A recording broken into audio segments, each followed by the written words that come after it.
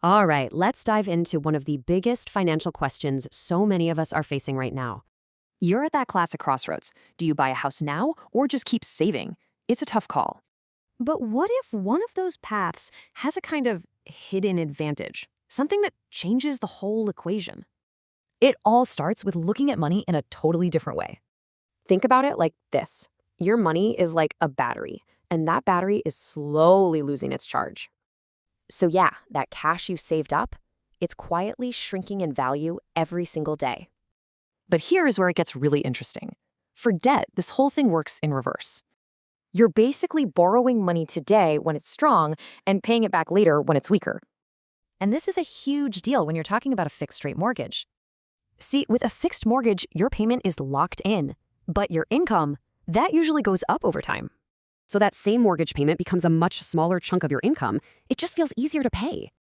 Okay, so what about the other path? What are the hidden costs of just waiting and saving?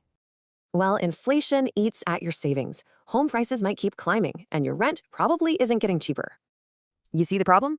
The goalpost could be moving further and further away while you're still saving. Buying a home isn't just about owning property.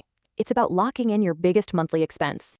So the question really becomes, how can you make time work for you instead of against you?